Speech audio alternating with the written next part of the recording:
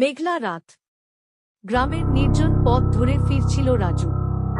চারদিকে ঘুটঘুটে অন্ধকার, শুধু হাতের লণ্ঠনটুকু যা একটু আলো ছড়াচ্ছিল। পথটা নীরব ছিল, যেন প্রকৃতিও নিঃশ্বাস বন্ধ করে অপেক্ষা করছিল। হঠাৎ রাজু শুনতে পেল পেছন থেকে কারো পায়ের শব্দ। সে দাঁড়িয়ে পেছনে তাকালো, কিন্তু আশেপাশে কাউকে দেখতে পেল না। ভয় পেয়ে সে লণ্ঠনটা উঁচু করে চারদিকে তাকালো। পা কাঁপছিল, তবু মনের ভুল ভেবে সে আবার হাঁটতে শুরু করল। কিছুক্ষণ পরে সেই পায়ের শব্দ আবার ফিরে এলো। এবার আরো স্পষ্ট, যেন কেউ ঠিক তার পেছনেই হাঁটছে।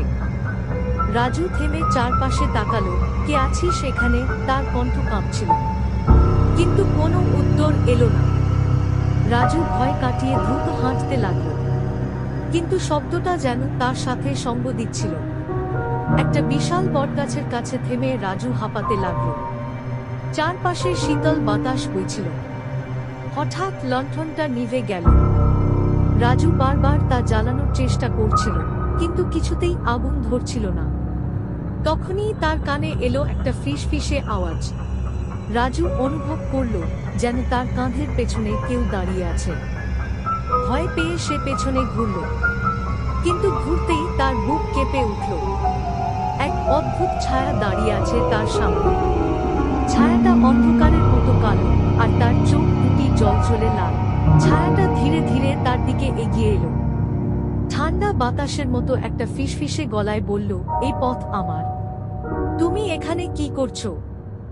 রাজু চিৎকার করতে চাইল, কিন্তু গলা দিয়ে কোনো শব্দ বের হলো না। ভয় পেয়ে রাজু দৌড়াতে শুরু করল। যত দৌড়াচ্ছে, পেছনের পায়ের শব্দ ততই তার কাছে আসছিল। হঠাৎ পা হড়কে গিয়ে রাজু মাটিতে পড়ে গেল।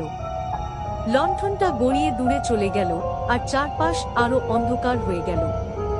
সে উঠে দাঁড়ানোর চেষ্টা করছিল, কিন্তু তার সামনে ছায়াটা আবার এসে দাঁড়ালো। এবার ছায়াটা তার মুখের কাছে ঝুঁকে এলো। ঠান্ডা গলায় আবার ফিসফিস করে বলল, তুই এখান থেকে পালাতে পারবি না। এবার তুইও আমার মতো এখানেই থেকে যাবি। রাজু ভয়ে চোখ বন্ধ করে ফেলল। তার শরীর যেন জমে গেল। পরের দিন সকালে গ্রামের লোকজন বটগাছের নিচে রাজুর লণ্ঠনটা পেল, কিন্তু রাজুকে আর কখনো খুঁজে পাওয়া গেল না। গ্রামে এখনো কথা হয়, যারা ওই পথ ধরে রাতে যায়, তারা ফিরে আসে না। কারো কারো মতে সেই ছায়াটা কেবল তার পথে ঢুকলেই শিকার খোঁজে।